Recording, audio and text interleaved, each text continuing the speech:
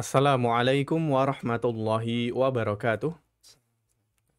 Alhamdulillah wassalatu wassalamu ala Rasulillah wa ala alihi wa sahbihi wa man walah. Amma ba'du, selamat pagi sobat muslim, kaum muslimin, para pemirsa dan pendengar Radio Muslim dimanapun berada. Alhamdulillah kita kembali berjumpa di Radio Muslim Jogja, memurnikan akidah, menebarkan sunnah. Kali ini di kajian Bedah Buletin At-Tauhid spesial Ramadan yang insya Allah hadir di 20 hari pertama bulan Ramadan, pekan 1, 2, dan ketiga di bulan Ramadan ini. Insya Allah akan kita lanjutkan atau kita akan dengarkan bersama edisi Buletin At-Tauhid spesial Ramadan. Kali ini dengan judul Ini Cara Agar Pahala Puasa Berlipat Ganda, edisi kedua, yang insya Allah disampaikan atau dibedah buletin ini, pembahasan ini bersama Ustadz Rizky Ami Pondasa, Hafizahullah Ta'ala. Dan Sobat Muslim, insya Allah ada sesi tanya jawab. Kami persilakan para pendengar sekalian menyampaikan pertanyaan atau konsultasi seputar agama ke nomor interaktif Radio Muslim di nomor 0821 2444 1561. Alhamdulillah kita telah dibersamai oleh Ustadz Rizky Ami Pondasa Hafizahullah Ta'ala di studio Radio Muslim. Kita sapa beliau. Assalamualaikum Ustadz Rizky. Assalamualaikum. Ya, terima kasih Ustadz atas kehadirannya di studio Radio Muslim. Ya, sama-sama. Apa kabar Ustadz pagi ini? Alhamdulillah baik. Alhamdulillah. Barakallahu fiik Ustadz. Baik Sobat Muslim, mari kita simak dan dengarkan penjelasan yang akan disampaikan oleh Ustadz. Dan buletin edisi ini ada format PDF-nya atau file PDF-nya. Bagi yang ingin mendapatkan file PDF ini sembari menyimak, silakan bisa mengontak nomor kami di nomor 0821 2444 1561. Sekaligus ke nomor tersebut kami persilahkan bagi yang ingin bertanya atau berkonsultasi agama. Baik, mari kita simak dan dengarkan pembahasan yang akan disampaikan kepada Ustadz. Kami persilakan Ustadz. Bismillahirrahmanirrahim. Alhamdulillahilladzi hadana lihada wa ma kunna linahtadiya laula an hadanallah. Wa asyhadu an la ilaha illallah wahdahu la syarikalah wa asyhadu anna Muhammadan abduhu wa rasuluhu la nabiyya ba'dah. Allahumma salli wa sallim wa barik ala nabiyyina Muhammadin wa ala alihi wa sahbihi wa man tabi'ahum bi ihsanin ila yaumiddin, amma ba'd. Kaum muslimin dan muslimah pendengar Radio Muslim yang dirahmati oleh Allah Subhanahu wa taala. Alhamdulillah di waktu-waktu ini kita dipertemukan oleh Allah Subhanahu wa taala dengan bulan Ramadan, di mana di antara yang Nabi Shallallahu alaihi wasallam sabdakan berkaitan tentang Ramadan adalah dengan beliau katakan, ya, atakum Ramadan, Ramadan telah datang kepada kalian. Syahrul barakatin, dia merupakan bulan keberkahan. Yuwasikumullahu fihi khairan, di mana Allah Subhanahu wa taala limpahkan kebaikan di bulan Ramadan kepada kalian. Maka Nabi Shallallahu alaihi wasallam menyatakan bahwasanya bulan Ramadan itu adalah bulan yang berkah dan juga bulan yang kemudian Allah limpahkan kebaikan. Maka setiap waktu dalam bulan Ramadan, maka ini adalah waktu yang diberkahi oleh Allah Subhanahu wa taala. Sehingga kita perlu bijak untuk kemudian menggunakan waktu di bulan Ramadan yang terbatas ini untuk kemudian meraup berkah tersebut sebanyak-banyaknya, yaitu dengan kita banyak-banyak beribadah kepada Allah Subhanahu wa taala dan juga bertaubat kepada Allah Subhanahu wa taala. Kaum muslimin dan muslimah yang dirahmati oleh Allah Subhanahu wa taala.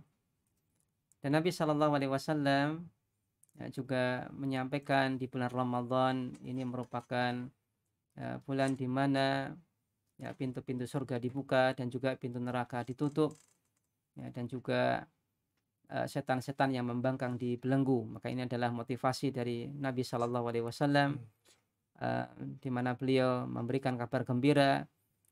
Di satu sisi Allah Subhanahu wa taala mewajibkan puasa Ramadan, namun di sisi yang lain Allah Subhanahu wa taala memberikan kepada kita motivasi dan bantuan sehingga kita bisa melaksanakan ibadah-ibadah Ramadan, terutama puasanya, dengan lebih maksimal. Yaitu Allah motivasi kita dengan Allah bukakan pintu-pintu surga supaya kita semangat untuk kemudian banyak beramal soleh. Kemudian Allah tutup pintu-pintu neraka sehingga kita tidak berputus asa dari rahmat Allah. Kemudian rindu dan segera kembali untuk bertobat dan beristighfar kepada Allah Subhanahu wa taala. Dan juga dengan Allah bantu, dengan Allah rantai, Allah belenggu setan-setan yang membangkang sehingga sekiranya godaan yang kemudian muncul bagi orang yang beribadah kepada Allah Subhanahu wa taala ini kemudian jauh lebih ringan dan berkurang. Maka ini adalah di antara bentuk rahmat Allah Subhanahu wa taala kepada hambanya di bulan Ramadan. Dan juga Nabi Shallallahu alaihi wasallam menyatakan bahwasanya Ramadan itu adalah bulan yang tukhattu fihi al-khotoya. Khotoya, dosa-dosa hamba itu kemudian digugurkan dan diampuni oleh Allah Subhanahu wa taala. Namun kaum muslimin yang dirahmati oleh Allah Subhanahu wa taala, kebaikan dan keberkahan ini tentunya tidak akan kemudian maksimal kita raih kecuali dengan sebagaimana yang Nabi Shallallahu alaihi wasallam katakan, yaitu kemudian kita harus memperhatikan tentang niat ikhlas untuk beribadah kepada Allah Subhanahu wa taala, di mana Nabi Shallallahu alaihi wasallam mengatakan, "Man shoma ramadhana imanan wahtisaban ghufira lahu ma taqaddama min dzambi." Barang siapa yang dia berpuasa di bulan Ramadan terutama karena iman dan berharap pahala dari Allah Subhanahu wa taala, maka akan diampuni dosa-dosanya yang telah lewat. Begitu pula Nabi Shallallahu alaihi wasallam mengatakan, "Man qoma ramadhana imanan wahtisaban ghufira lahu ma taqaddama min dzambi." Nah, barang siapa yang dia qiyamul lail di bulan Ramadan, yaitu salat tarawih di bulan Ramadan karena iman dan berharap kepada Allah Subhanahu wa taala, maka akan diampuni dosa-dosanya yang telah lampau. Kemudian secara khusus Nabi Shallallahu alaihi wasallam mengatakan, "Man qoma Lailatul Qadri imanan wahtisaban ghufira lahu ma taqaddama min dzambi." Barang siapa yang dia menghidupkan dengan beribadah kepada Allah Subhanahu wa taala, terutama dengan salat di malam Lailatul Qadar karena iman dan berharap kepada Allah Subhanahu wa taala, maka akan diampuni dosa-dosanya yang telah lewat. Maka setidaknya di sini Nabi Shallallahu alaihi wasallam menyampaikan kepada kita 3 poin. Nah, di mana kita mendapatkan janji dari Allah Subhanahu wa taala untuk Allah ampuni dosa-dosa kita yang telah lampau, yaitu dosa-dosa kecil kita. Yang pertama adalah dengan kita laksanakan puasa Ramadan. Yang kedua adalah dengan kita laksanakan qiyam Ramadan, yaitu salat tarawih. Kemudian yang ketiga adalah secara khusus ketika kita menghidupkan Lailatul Qadar dengan beribadah kepada Allah Subhanahu wa taala. Namun hal ini tidak akan kemudian kita gapai kecuali dengan imanan wahtisaban, karena iman kepada Allah Subhanahu wa taala, melakukan ibadah itu hanya karena menyadari bahwasanya ini adalah perintah Allah Subhanahu wa taala. Ini adalah perintah yang disampaikan oleh Rabbul Alamin, dan juga ihtisaban, hanya mengharapkan balasan dari Allah Subhanahu wa taala, bukan dari selain Allah Subhanahu wa taala. Maka puasa, kemudian salat tarawih dan juga ibadah di Lailatul Qadar yang dilakukan oleh seorang hamba, barulah kemudian akan diberikan pahala yang maksimal oleh Allah Subhanahu wa taala, dan juga Allah Subhanahu wa taala akan berikan ampunan kepada hamba tersebut dengan ampunan yang berlipat ganda tentunya. Namun sebaliknya, ketika seseorang ini meniatkan puasanya untuk hal duniawi ataupun tendensi-tendensi yang lain selain karena Allah dan juga karena mengharapkan pahala dari Allah, maka dia tidak akan kemudian mendapatkan janji Allah Subhanahu wa taala ini. Dan ini adalah senada dengan apa yang Nabi Shallallahu alaihi wasallam katakan, "Innamal a'malu binniyat wa innama likulli imri'im ma nawa." Ya, sesungguhnya amalan itu harus dengan niat, dan setiap orang itu hanya akan mendapatkan sesuai dengan apa yang dia niatkan. Maka apabila puasanya memang diniatkan untuk Allah, untuk mendapatkan pahala Allah, maka itulah yang akan dia akan dapatkan. Dia akan mendapatkan keridhaan dari Allah, dan juga dia akan mendapatkan pahala dari Allah Subhanahu wa taala. Sebaliknya, ketika seorang hamba meniatkan dengan puasanya, qiyam lailnya, dan ibadah-ibadah yang lain semata-mata untuk mendapatkan faktor duniawi, entah apa itu bentuknya, entah pujian, entah kemudian supaya dikira sebagai seorang yang soleh ataupun yang lainnya, atau untuk mendapatkan manfaat kesehatan, semata-mata itu niatnya dalam beribadah kepada Allah Subhanahu wa taala, maka tentunya dia hanya akan mendapatkan apa yang dia niatkan, boleh jadi ya dapat, boleh jadi tidak dalam masalah duniawinya. Namun yang jelas dia tidak akan mendapatkan janji dari Allah Subhanahu wa taala sebagaimana yang Nabi Shallallahu alaihi wasallam sampaikan. Kaum muslimin yang semoga dirahmati oleh Allah Subhanahu wa taala, maka faktor pertama yang perlu kita perhatikan berkaitan tentang masalah Ramadan yaitu ibadah-ibadah Ramadan supaya pahala kita itu terjaga dan juga bahkan dilipat gandakan oleh Allah Subhanahu wa taala itu adalah dengan menjaga keikhlasan kita dalam beramal, dalam beribadah kepada Allah Subhanahu wa taala. Kemudian poin yang kedua, kaum muslimin dan muslimah sekalian, adalah jangan sampai kemudian kita melakukan pembatal-pembatal pahala puasa ataupun pahala ibadah yang lain. Ataupun kita nodai kemuliaan Ramadan, keberkahan Ramadan dengan hal-hal yang tidak diinginkan oleh Allah Subhanahu wa taala. Maka puasa yang kita lakukan bukan hanya sekedar menahan lapar dan dahaga sebagaimana yang kita ketahui kaum muslimin dan muslimah sekalian, namun lebih dari itu, yaitu kita jaga semua anggota badan kita dan juga hati kita dari hal-hal yang kemudian dimurkai oleh Allah Subhanahu wa taala, dari hal-hal yang statusnya maksiat kepada Allah Subhanahu wa taala. Hal ini adalah sebagaimana yang ditunjukkan oleh sabda Nabi sallallahu alaihi wasallam, "Man lam yada' qaula zur wal amala bihi, laisa lillahi hajatun an yada'a ta'amahu wa syarabahu." Barang siapa yang dia puasa namun dia tidak meninggalkan perkataan dan perbuatan yang sia-sia.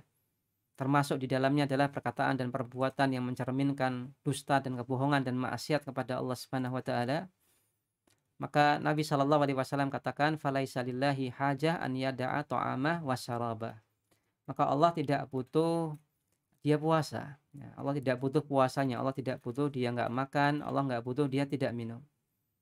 Tidak makan, tidak minumnya itu tidak dibutuhkan oleh Allah Subhanahu wa taala, puasanya tidak dibutuhkan oleh Allah Subhanahu wa taala. Artinya puasanya sia-sia. Hanya sekedar mendapatkan lapar dan dahaga. Maka ini menunjukkan kepada kita bahwasanya bukan hanya kemudian puasa dalam bentuk menahan lapar dan haus saja, tapi puasa dari semua bentuk maksiat. Kita latihan untuk puasa dari segala bentuk maksiat ya, meskipun bukan artinya kemudian setelah bulan Ramadan kemudian kita berbuka dengan melakukan maksiat, tidak demikian.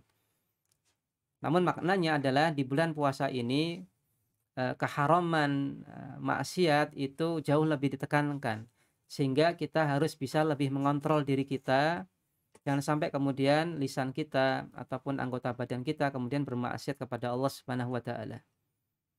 Maka tidak boleh kemudian kita menodai bulan Ramadan ini dengan ghibah, dengan fitnah, ataupun dengan merusak kehormatan seorang muslim dengan lisannya ataupun dengan perbuatannya.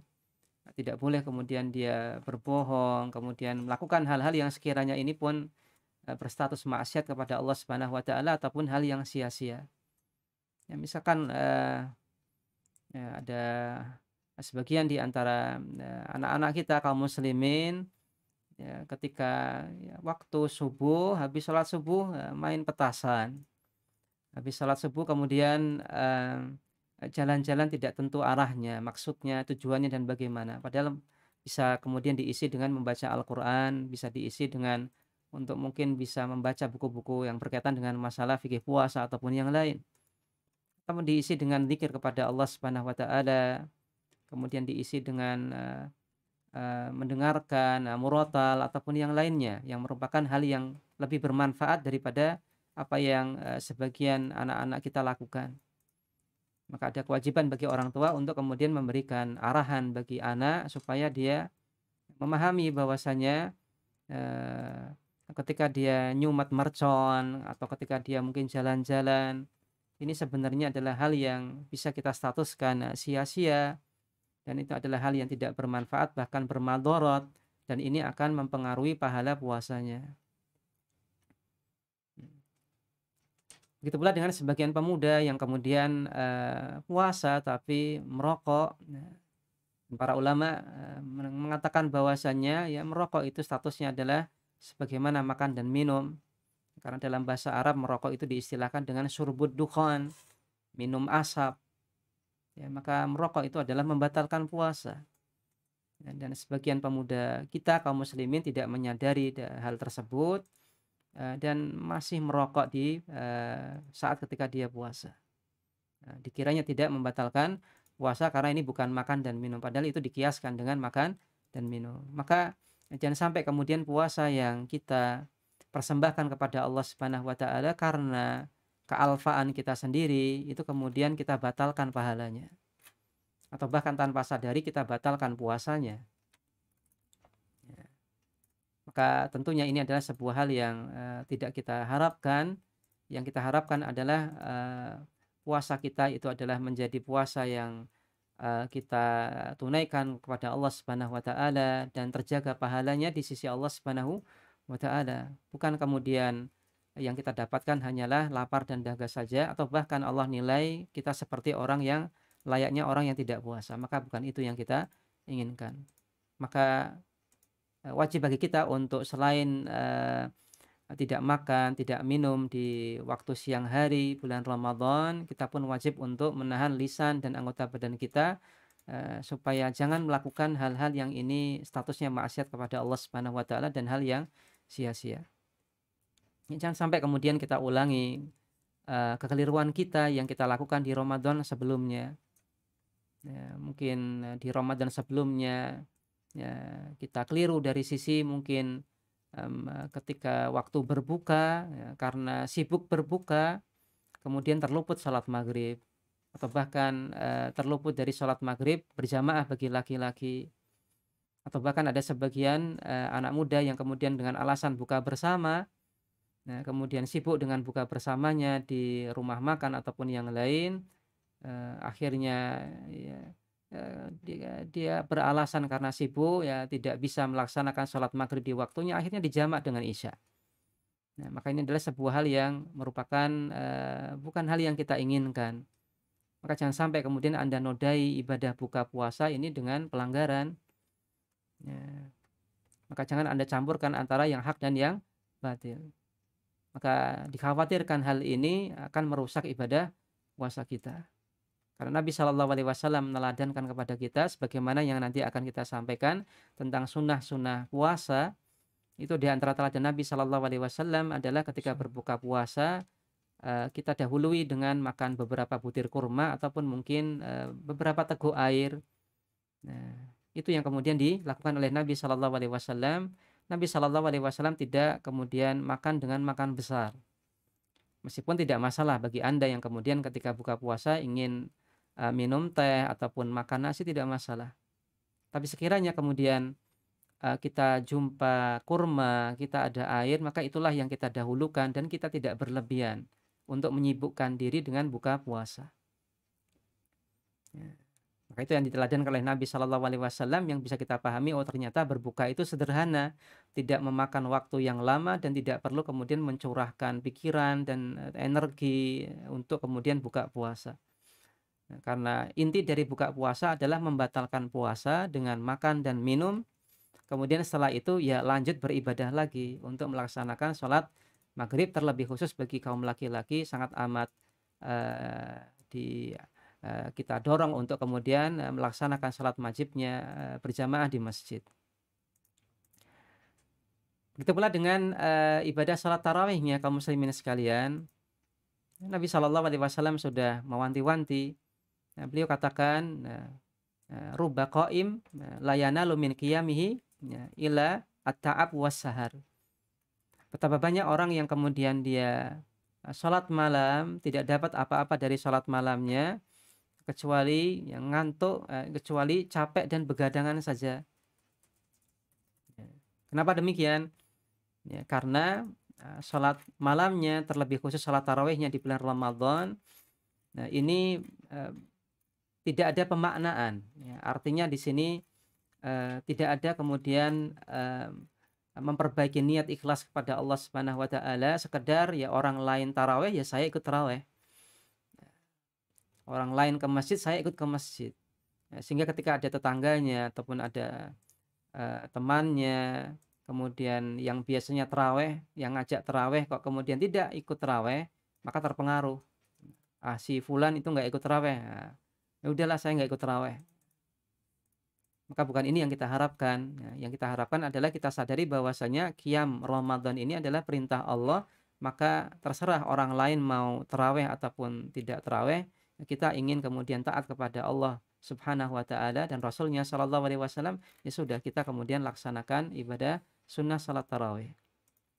Dan ketika salat taraweh dilaksanakan, maka hadirkan hati dan juga hadirkan, kekhusyuan. Tidak kemudian, mohon maaf, sebagian yang dilakukan oleh sebagian kaum muslimin, ini kemudian sholat taraweh cepat sekali. Sampai kemudian bisa dihitung dengan RPM, rokaat per menit. Sholat taraweh yang ekspres, bahkan kabar terakhir yang kami dengar itu 23 rokaat sekedar 15 atau 10 menit. Nah, maka tidak ada kekhusyuan, tidak ada tumakninah. Bagaimana mungkin kemudian bisa khusyuk? Ketika membacanya super cepat, tidak ada penghayatan. Dan tentunya, ini bukanlah yang diharapkan oleh Allah Subhanahu wa taala, bukan yang kemudian dicontohkan oleh Nabi kita Muhammad sallallahu alaihi wasallam. Padahal tarawih sebagaimana namanya, tarawih berasal dari kata, santai, istirahat. Maka memang sholat tarawih ini dilakukan dengan santai, tidak terburu-buru, dan ada jeda istirahatnya antara satu rangkaian dengan rangkaian yang lain.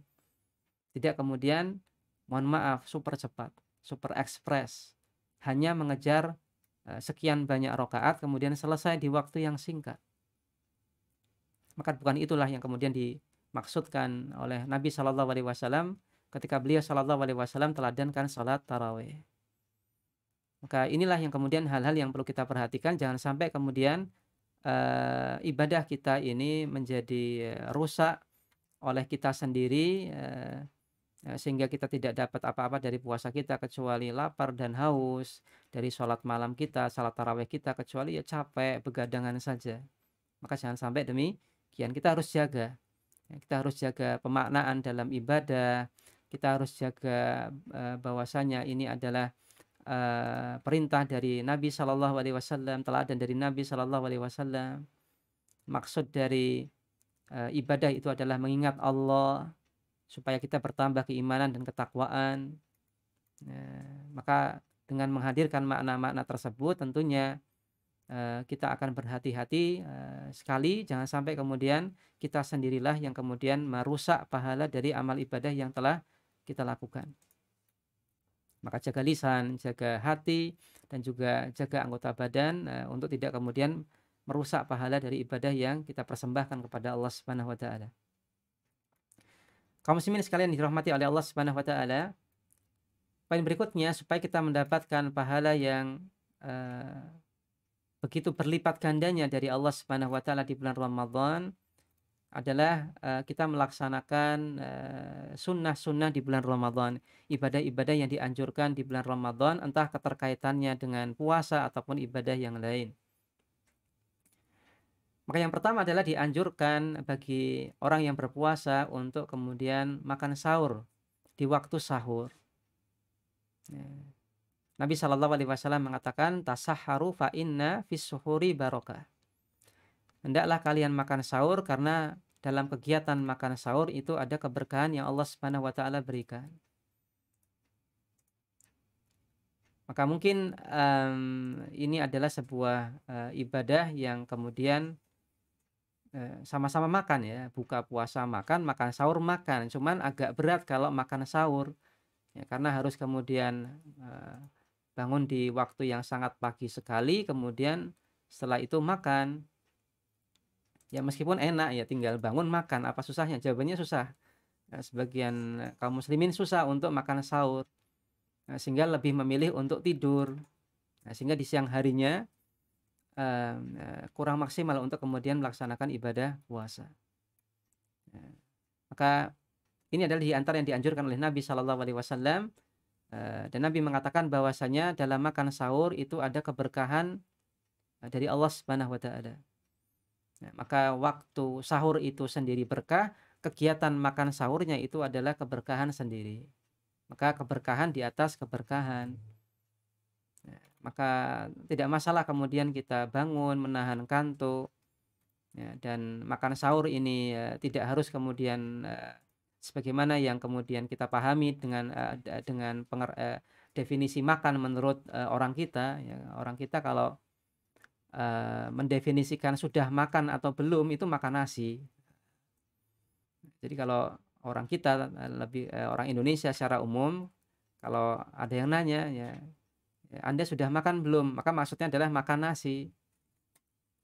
Nah, adapun definisi makan sahur, nah itu berbeda dengan definisi makan menurut budaya kita. Tidak harus makan nasi. Bahkan Nabi SAW mencontohkan beliau sahur hanya dengan beberapa butir kurma saja, sama sebagaimana beliau berbuka. Ya, maka makan sahur ini tidak harus kemudian, mohon maaf, sebagian, keluarga kaum muslimin itu mengeluarkan ya effort yang besar untuk kemudian berbuka, makan sahur, eee, sehingga, ini terkesan berlebihan. Padahal makan sahur ini adalah sederhana. Dan makan sahur ini meskipun betul di antara hikmah makan sahur itu adalah untuk supaya, kita berbekal untuk menjalankan, ibadah puasa di siang harinya, namun bukan artinya kemudian kita makan sebanyak-banyaknya, kita minum sebanyak-banyaknya, tidak. Ya. Karena Nabi Shallallahu Alaihi Wasallam sebagaimana tadi kami sampaikan, di antara teladan beliau adalah beliau ya makan beberapa butir kurma saja untuk sahur beliau atau minum air putih, sama sebagaimana ketika beliau berbuka. Maka tidak masalah sebenarnya Anda makan nasi, bukan artinya kita melarang itu, tidak. Tapi, eee sesuaikan dengan, kondisi kemanfaatan untuk puasa kita. Dan Nabi SAW sudah, memberikan teladan kepada kita ketika makan, maka yang pertama, berhentilah makan sebelum kenyang. Kemudian yang kedua, isi perut, bagi perut menjadi 3 bagian, sepertiga untuk makanan, sepertiga untuk air, sepertiga untuk nafas. Maka ketentuan ini kita terapkan ketika kita berbuka ataupun makan sahur. Jangan sampai kemudian, ini kita manfaatkan habis-habisan untuk makan sebanyak-banyaknya ataupun minum sebanyak-banyaknya. Apabila kemudian kita laksanakan makan sahur sebagaimana Nabi Shallallahu Alaihi Wasallam lakukan, maka Nabi katakan, fa inna fis suhuri barokah. Sesungguhnya dalam makan sahur itu ada keberkahan. Kemudian dalam makan sahur dianjurkan pula oleh Nabi Shallallahu Alaihi Wasallam untuk mengakhirkan waktu sahur. Artinya kita makan sahur di akhir waktu sahur. Ya, ya, kurang lebih kalau, subuh itu adalah jam setengah lima, kita andaikan subuh setengah lima, maka kurang lebih ya 15 menit atau setengah jam sebelum setengah lima ini kemudian kita makan sahur. Maka kita sahur di waktu akhir sahur. Maka ini pun di antara sunnah Nabi Shallallahu Alaihi Wasallam, meskipun tidak masalah pula ketika kita sahur itu mungkin lebih lebih dini, misalkan jam setengah tiga ataupun mungkin jam 2, ya, maka tidak masalah. Cuman yang terbaik itu adalah kita makan sahur di akhir waktunya. Itu kurang lebih 15 menit ataupun ya setengah jam sebelum kemudian, sholat subuh. Kemudian di antara anjuran yang lain adalah, takjilul fitri atau takjilul iftar, takjilul fitr, yaitu menyegerakan berbuka. Nabi Shallallahu Alaihi Wasallam bersabda, agama ini akan senantiasa jaya dan baik selama manusia menyegerakan berbuka puasa. Ya, karena Yahudi dan Nasrani itu mengakhirkan berbuka puasa. Ya, maka dalam masalah berbuka puasa ini pun, ada perhatian dari Nabi Shallallahu Alaihi Wasallam. Ketika umat Muhammad Shallallahu Alaihi Wasallam melaksanakan sunnah ini, maka agama Islam masih akan kemudian mulia dan jaya.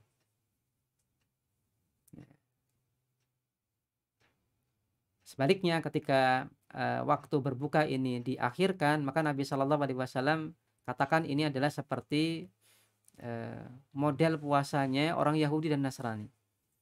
Ya, orang Yahudi dan Nasrani ini berbuka puasanya nunggu sampai kemudian bintang-bintang muncul, artinya cukup malam baru kemudian berbuka. Padahal waktu bukanya sudah ketika matahari terbenam.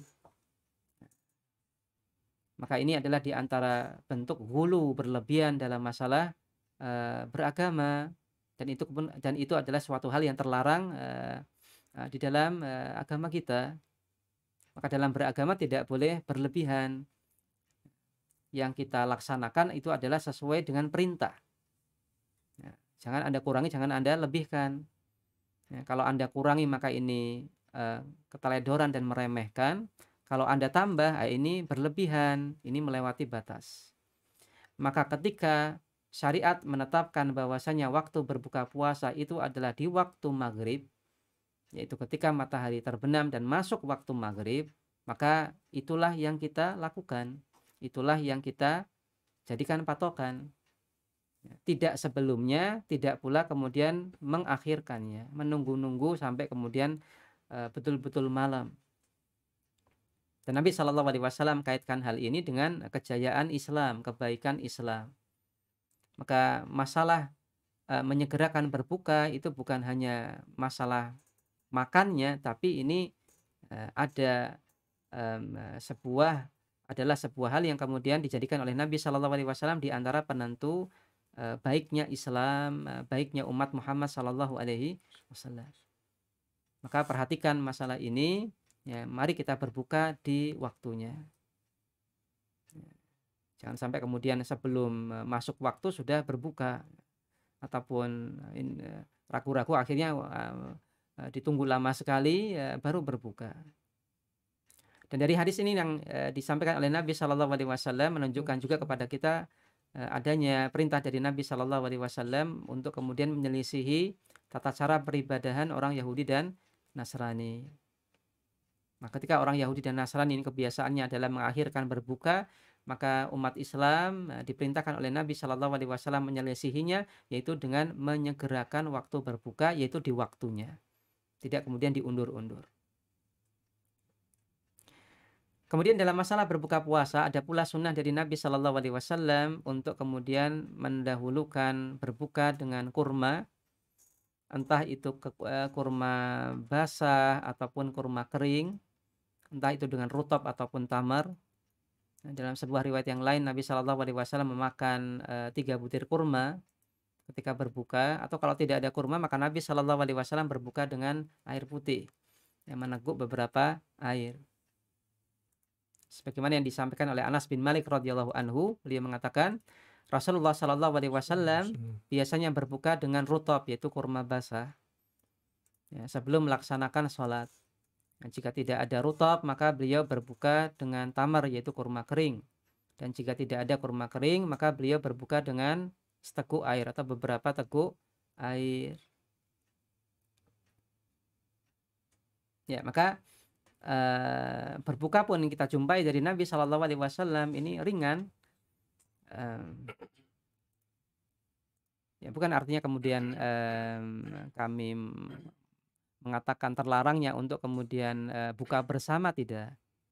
Tapi sekiranya jangan sampai momen buka bersama ini sebagaimana tadi kami nasihatkan menjadi momen untuk melanggar ketentuan Allah Subhanahu wa taala. Maka tidak masalah Anda berbuka puasa bersama, tapi koridor-koridor syariat harus tetap dijaga. Ya, tetap memperhatikan tentang sholat, kemudian memperhatikan tentang hubungan atau komunikasi antara dengan non mahram. Karena kita lihat banyak di jalan-jalan ini warung makan penuh dengan laki-laki perempuan bukan mahram dan juga bukan suami istri, kemudian memanfaatkan waktu momen berbuka puasa ini untuk kumpul bareng. Ya, maka ini adalah tentunya sebuah hal yang melanggar syariat.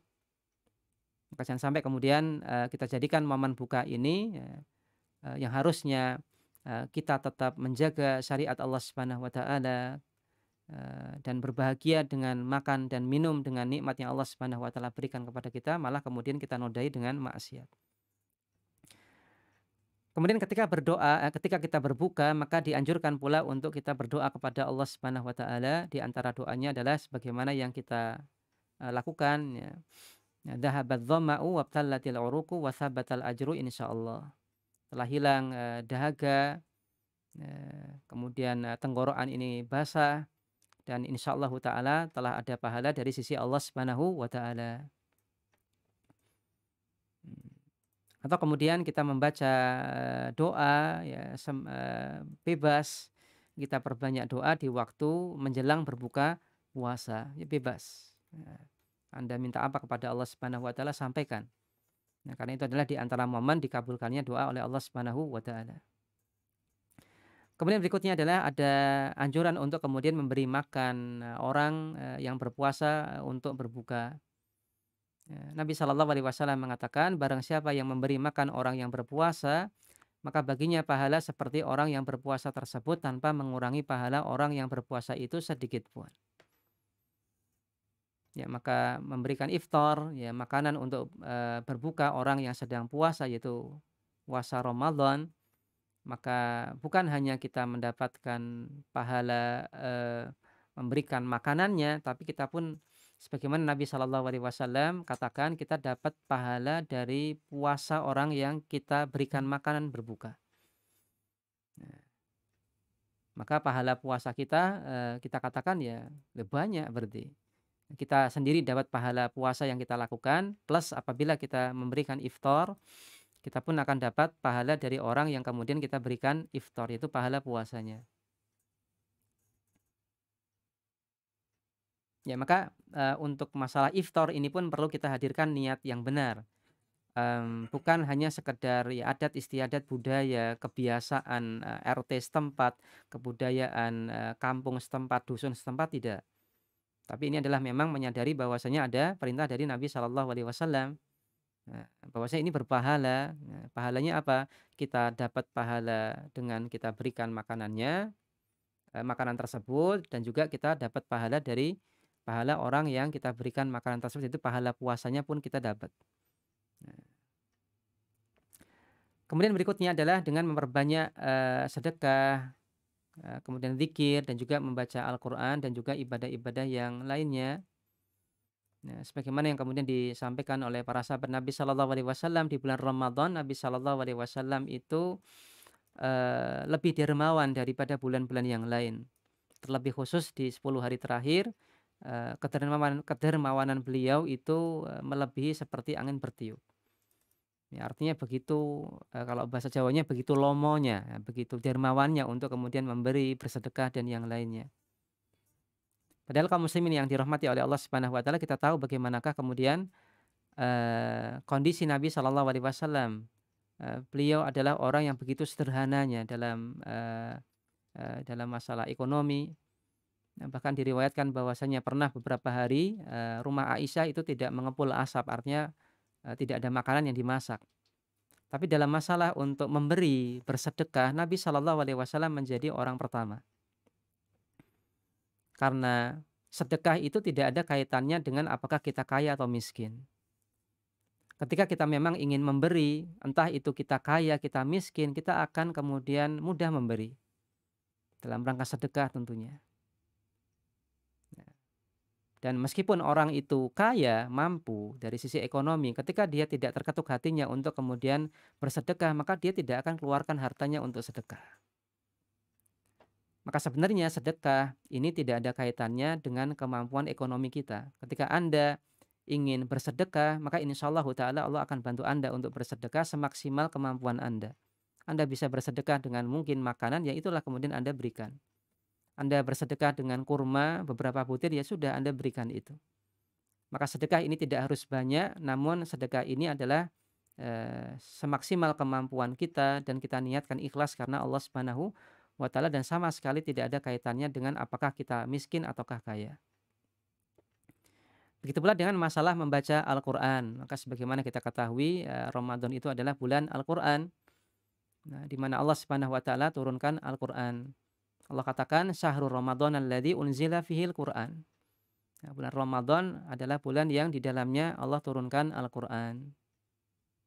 Nah, kemudian sunnah yang lainnya adalah, salat tarawih, yang lebih utama adalah dilakukan secara berjamaah sebagaimana yang kemudian contohkan oleh sahabat Umar ibn Khattab radhiyallahu anhu.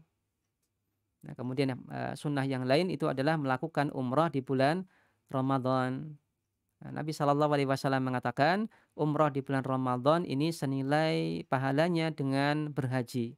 Atau dalam riwayat yang lain, Nabi mengatakan senilai dengan haji bersamaku. Maka ada keutamaan khusus ketika kita melakukan ibadah umrah di bulan Ramadan. Oleh karena itulah ketika bulan Ramadan ini biasanya orang mau umroh itu luar biasa mahalnya. Kenapa? Karena berebut untuk kemudian meraih keutamaan ini, dan kita lihat di Masjidil Haram ya penuh sesak, berdesak-desakan, banyak orang yang kemudian umroh di bulan Ramadan. Ya, demikian sekiranya kaum muslimin dan muslimah hal-hal yang bisa kami sampaikan secara singkat tentang bagaimanakah kemudian kita mendapatkan pahala puasa yang berlipat ganda secara khusus ataupun pahala Ramadan secara umum. Pahala kita terjaga, kemudian bahkan berlipat ganda. Kita lakukan ibadah wajibnya dan juga kita lakukan ibadah sunnahnya, dan juga kita jaga supaya pahala yang sudah kita usahakan untuk kita raih ini jangan sampai kita batalkan sendiri atau kita rusak sendiri. Sekiranya demikian yang bisa kami sampaikan untuk nasihat bagi kita bersama. Kurang lebihnya mohon maaf, kami kembalikan kepada penyiar. Baik, jazakallah khairan kepada Ustadz Rizky Ami Pandasa Hafizullah Ta'ala yang telah menyampaikan pembahasan pada edisi kedua Buletin At-Tauhid dengan judul Cara Agar Pahala Puasa Berlipat Ganda. Insya Allah kita akan bacakan beberapa pertanyaan yang sudah kita terima kepada para pendengar dan pemirsa Radio Muslim Jogja. Silakan bisa sampaikan pertanyaan ke nomor 0821 2444 1561. Baik, pertanyaan pertama Ustadz. Ahsanallahu ilaikum Ustadz. Ustadz izin bertanya, bagaimana mana yang lebih afdol dalam berbuka puasa, memakan kurma sebelum meminum air atau air putih terlebih dahulu Ustadz? Kemudian, benarkah bacaan buka puasa Zahabal dhama'u wa batalatil uruqu wa thabatal ajru insyaallah itu dibaca setelah minum? Mohon penjelasannya Ustadz. Ya. Yang pertama adalah yang lebih utama itu adalah makan kurma. Sebagaimana yang kemudian dilakukan oleh Nabi Shallallahu Alaihi Wasallam, beliau lebih mengutamakan untuk makan kurma dulu. Dan kurma yang kemudian diutamakan itu adalah rutab, yaitu kurma basah. Kalau tidak ada kurma kering, ya intinya kurma. Ya, kalau mungkin kita pusing rutab kayak apa, tamar kayak apa, ya sudah. Anda punya kurma, yaitu kemudian Anda dahulukan untuk kemudian Anda konsumsi untuk berbuka puasa, baru setelah itu Anda minum air putih. Maka semuanya boleh, semuanya baik. Tapi kalau kita ingin skala prioritas, mana yang lebih utama, maka insya Allah ta'ala yang lebih utama itu adalah Anda mengkonsumsi kurma, setelah itu adalah Anda minum air. Ketika Anda punya kurma, punya air, itulah yang lebih utama untuk dilakukan. Kemudian kapan kemudian kita baca doa Zahabat dhoma wa btalatil uruqu wa thabatal ajru insyaallah? Apakah sebelum berbuka, sebelum minum dan makan, ataukah bagaimana? Maka jawabannya adalah longgar dalam masalah ini. Ya, Anda bisa lakukan sebelumnya, sebelum makan dan minum Anda baca dulu, atau sembari. Nah, sembari makan dan minum. Maka boleh Anda baca doa ini sambil kemudian mengunyah-ngunyah kurma, ataupun sembari kemudian atau habis meneguk air kemudian masih mengucapkan doa ini. Maka ini juga diperbolehkan, artinya di sini insyaallah ta'ala longgar. Boleh Anda baca sebelumnya atau boleh sembari Anda makan kurma sambil mengunyah-ngunyah sambil kemudian mengucapkan doa Zahabat dhoma wa btalatil uruq. Wallahu a'lam. Baik, terima kasih Ustaz, jazakallahu khairan.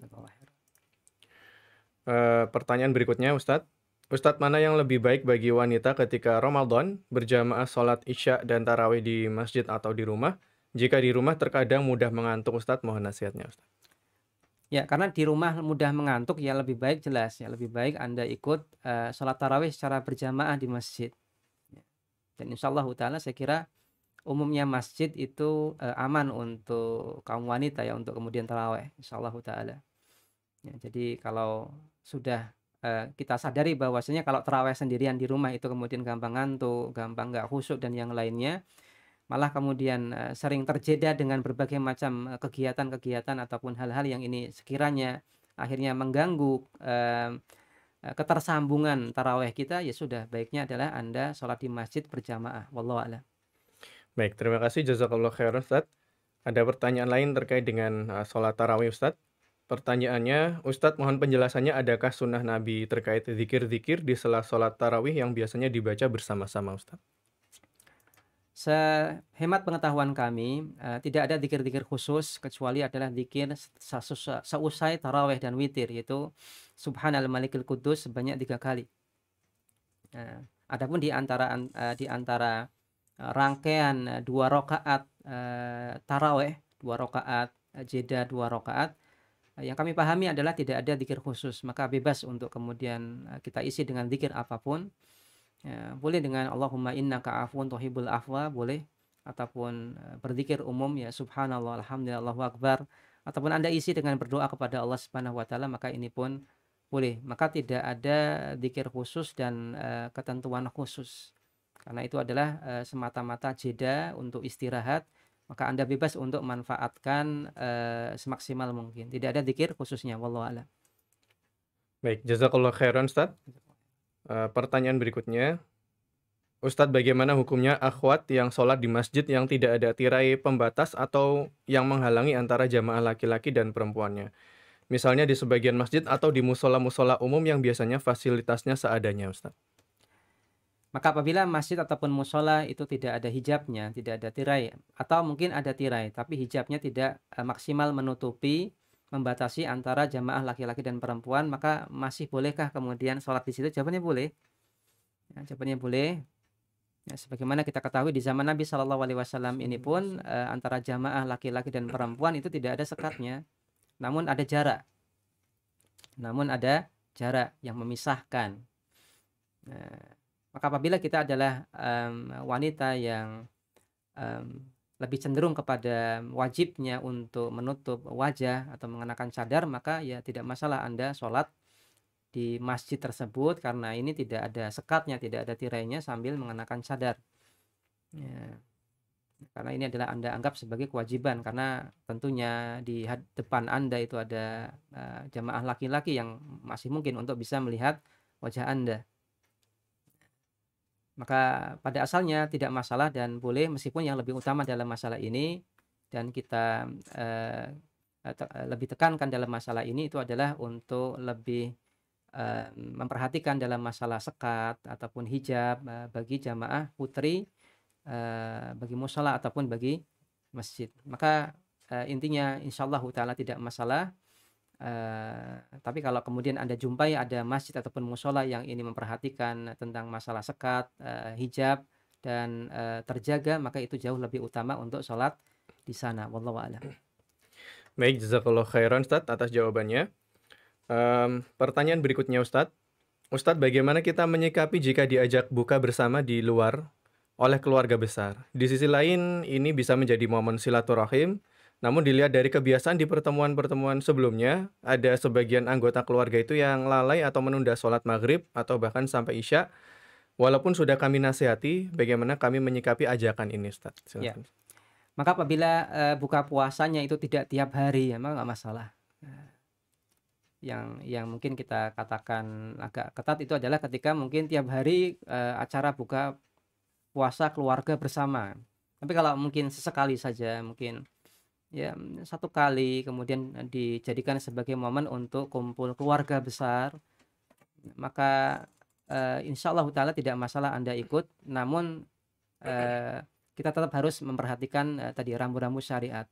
Jangan kemudian bersalaman dengan non mahram, ya, kemudian waktu sholat maghrib ya harus dijaga. Ya, meskipun mungkin kita jumpai sebagian keluarga kita mungkin ada yang kurang perhatian dengan masalah ini. Sebagaimana tadi sudah disampaikan, ini kemudian diberikan nasihat dan semoga Allah Subhanahu wa taala memberikan kepada keluarga kita hidayah, maka nggak masalah. Ya, insyaallah taala tidak masalah. Kalau memang betul-betul ya acaranya memang intinya adalah buka puasa bersama, tidak ada, mohon maaf, tidak ada acara-acara lain yang jelas-jelas ini melanggar syariat. Contoh misalkan sebelum buka puasa kemudian ada nonton bareng misalkan. Nah, nontonnya mohon maaf sinetron misalkan ataupun film-film yang sekiranya ini jelas-jelas melanggar syariat. ataupun mungkin ada diperdengarkan, musik ataupun, alat-alat musik, nyanyi dan yang lainnya, maka ini tentunya, lebih kita katakan ya sebaiknya jangan ikuti. Kalau ada acara seperti ini sebaiknya jangan ikuti. Tapi kalau tidak ada acara seperti ini, ya seperti umumnya, buka puasa keluarga, ya mungkin sambil bercengkerama ringan, ada acara kemudian, tausiah dari ustadz, kemudian acara intinya memang buka puasa dan mengakrabkan antar keluarga besar, maka tidak masalah insyaallah taala. Dan ini bisa Anda jadikan sebagai, ajang untuk tadi silaturahim, kemudian jadi, untuk apa, berdakwah, memberikan nasihat. Ya, wallahu a'lam. Baik, terima kasih jazakallahu khairan Ustadz atas jawabannya. Dan sepertinya itu pertanyaan terakhir Ustadz. Ya. Mohon diberikan kesimpulan atau penutup untuk mengakhiri perjumpaan kita pagi ini. Silakan Ustadz. Kaum muslimin dan muslimah sekalian, maka jangan sampai kemudian, ibadah yang sudah capek-capek kita lakukan ini kemudian tidak berbuah apapun di sisi Allah Subhanahu wa taala. Bahkan malah berbuah dosa di sisi Allah Subhanahu wa taala. Maka harusnya, kita sebagai seorang mukmin yang bijak, yang telah dimotivasi oleh Nabi kita Muhammad sallallahu alaihi wasallam, beliau telah sampaikan bulan Ramadan itu bulan keberkahan loh. Bulan Ramadan itu Allah limpahkan kebaikan loh. Bulan Ramadan itu Allah tutup pintu neraka, Allah buka pintu surga. Allah Subhanahu wa taala lipatkan gandakan pahala. Allah Subhanahu wa taala kemudian, belenggu, setan-setan yang membangkang dan segenap, fadilah-fadilah Ramadan yang Nabi Shallallahu alaihi wasallam sampaikan itu harusnya memotivasi kita.